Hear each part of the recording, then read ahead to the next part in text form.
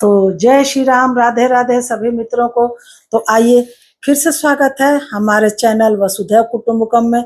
और अब हम आप लोगों को श्री शिव महापुराण का अगला अध्याय सुनाने जा रहे हैं। तो ध्यान से सुनिए, शुरू करते हैं।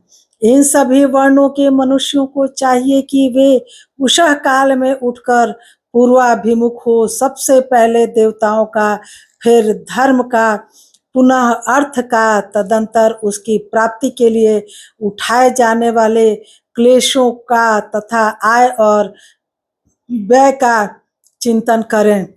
प्रातः काल उठकर पूर्व, अग्निकोण, दक्षिण आदि 8 दिशाओं की ओर मुख करके बैठने पर क्रमशः आयु, द्वेष, मरण, पाप, भाग्य, व्याधि, पुष्टि और शक्ति प्राप्त होती है। रात के पिछले पहर को उषः काल जानना चाहिए।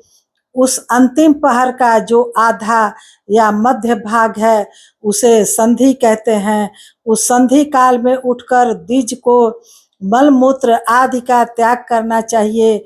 घर से दूर जाकर बाहर से अपने शरीर को ढके रखकर दिन में उत्तराभिमुख बैठकर मल मूत्र का त्याग करें। यदि उत्तराभिमुख बैठने में कोई रुकावट हो तो दूसरी दिशा की ओर मुख करके बैठें। जल, अग्नि, ब्राह्मण आदि तथा देवताओं का सामना बचाकर बैठें। बाएं हाथ से उपस्थ को ढककर तथा दाहिने हाथ से मुख को ढककर मल त्याग करें और उठने पर उस मल को न देखें। तदंतर जलाशय से बाहर निकालें हुए जल से ही गुदा की शुद्धि करें अथवा देवताओं, पितरों तथा ऋषियों के तीर्थों में उतरे बिना ही प्राप्त हुए जल से शुद्धि करनी चाहिए। गुदा में 7, 5 या 3 बार मिट्टी से उसे धोकर शुद्ध करें। लिंग में ककोड़े के फल के बराबर मिट्टी लेकर लगाएं और उसे धो दें, परंतु गुदा में लगाने के लिए 1 पसर मिट्टी की आवश्यकता होती है। लिंग और गुदा की शुद्धि के पश्चात उठकर अन्यत्र जाएं और हाथ पैरों की शुद्धि करके 8 बार कुल्ला करें। जिस किसी वृक्ष के पत्ते से अथवा उसके पतले काष्ठ से जल के बाहर दातून करना चाहिए, उस समय तर्जनी अंगुली का उपयोग न करें। यह दंत शुद्धि का विधान बताया गया है। तदंतर जल संबंधी देवताओं को नमस्कार करके मंत्र पाठ करते हुए स्नान करें। यदि कंठ तक या कमर तक पानी में खड़े होने की शक्ति न हो तो घुटने तक जल में खड़ा होकर अपने ऊपर जल छिड़क कर मंत्रोच्चारण पूर्वक स्नान कार्य संपन्न करें। विद्वान पुरुष को चाहिए कि वहां तीर्थ जल से देवता आदि का स्नानांग तर्पण भी करें। इसके बाद धौत वस्त्र लेकर 5 कक्ष करके उसे धारण करें। साथ ही कोई उत्तरीय भी धारण कर लें, क्योंकि संध्या वंदन आदि सभी कर्मों में उसकी आवश्यकता होती है।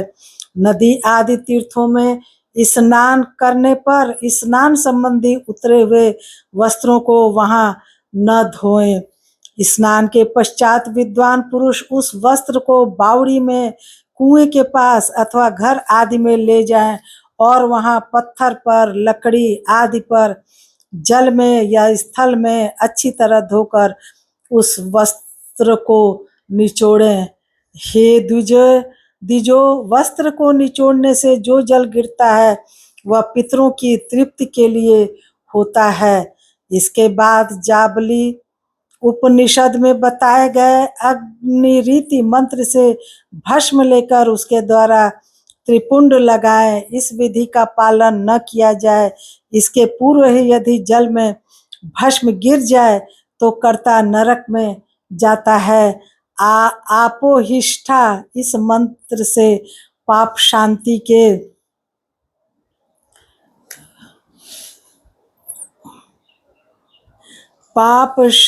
के लिए सिर पर जल छिड़कें तथा यस्य छयाय, इस मंत्र को पढ़कर पैर पर जल छिड़के, इसे संधि प्रोक्षण कहते हैं।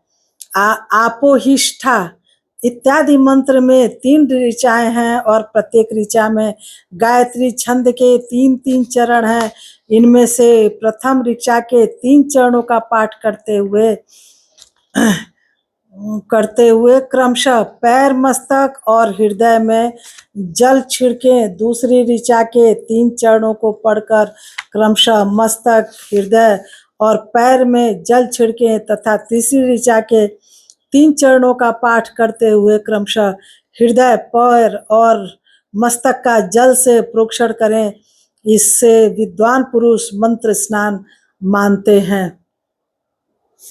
किसी अपवित्र वस्तु से किंचित स्पर्श हो जाने पर, अपना स्वास्थ्य ठीक न रहने पर, राजभय या राष्ट्र भय उपस्थित होने पर तथा यात्रा काल में जल की उपलब्धि न होने की विवशता आ जाने पर मंत्र स्नान करना चाहिए।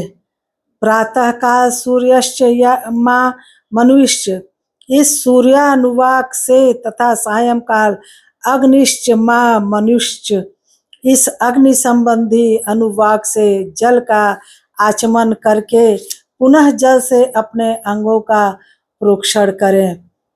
मध्याह्न काल में भी आप पुनंतु इस मंत्र से आचमन करके पूर्ववत प्रोक्षण करना चाहिए। प्रातः काल की संध्योपासना में गायत्री मंत्र का जप करके 3 बार ऊपर की ओर सूर्य देव को अर्घ्य देना चाहिए। हे ब्राह्मणों, मध्याह्न काल में गायत्री मंत्र के उच्चारण पूर्वक सूर्य को एक ही अर्घ्य देना चाहिए। फिर सायंकाल आने पर पश्चिम की ओर मुख करके बैठ जाएं और पृथ्वी पर ही सूर्य के लिए अर्घ्य दें, ऊपर की ओर नहीं।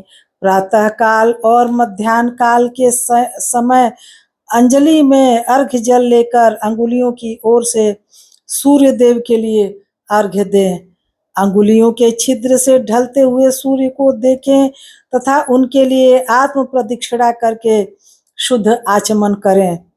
सायंकाल में सूर्यास्त से 2 घड़ी पहले की हुई संध्या निष्फल होती है, क्योंकि वह सायं संध्या का समय नहीं है। ठीक समय पर संध्या करनी चाहिए, ऐसी शास्त्र की आज्ञा है। यदि संध्योपासना किए बिना दिन बीत जाए तो प्रत्येक समय के लिए क्रमशः प्रायश्चित करना चाहिए। यदि एक दिन बीते तो प्रत्येक बीते हुए संध्या काल के लिए नित्य नियम के अतिरिक्त 100 गायत्री मंत्र का अधिक जप करें। यदि नित्य कर्म के लुप्त हुए 10 दिन से अधिक बीत जाए तो उसके प्रायश्चित रूप में 1 लाख गायत्री का जाप करना चाहिए। यदि 1 मास तक नित्य कर्म छूट जाए तो पुनः अपना उपनयन संस्कार कराएं। अर्ध सिद्धि के लिए ईश, गौरी, कार्तिकेय, विष्णु, ब्रह्मा, चंद्रमा और यम का तथा ऐसे ही अन्य देवताओं का भी शुद्ध जल से तर्पण करें। तत्पश्चात तर्पण कर्म को ब्रह्मार्पण करके शुद्ध आचमन करें। तीर्थ के दक्षिण भाग में प्रशस्त मठ में, मंत्रालय में, देवालय में, घर में अथवा अन्य किसी नियत स्थानों में आसन पर स्थिरता पूर्वक बैठकर विद्वान पुरुष अपनी बुद्धि को स्थिर करें और संपूर्ण देवताओं को नमस्कार करके पहले प्रणव का जप करने के पश्चात गायत्री मंत्र की आवृत्ति करें। तो अब अगला अध्याय अगले दिन सुनाएंगे। तो चलिए दोस्तों, इस अध्याय को यहीं समाप्त करते हैं। 10 मिनट का हो गया लगभग। तो अगर आप लोगों को मेरा ये शिव महापुराण का अच्छा लगे कथा तो प्लीज़ वीडियो को लाइक, कमेंट, शेयर करिएगा और सपोर्ट ज़रूर करिए दोस्तों। और ज़रूर कमेंट में बताइएगा कि मेरा शिव महापुराण की कथा आप लोगों को कैसी लग रही है। चलिए इसी के साथ अब अगला अध्याय अगले दिन के लिए सभी को जय श्री राम, राधे राधे। मिलते हैं दोस्तों अगले अध्याय में।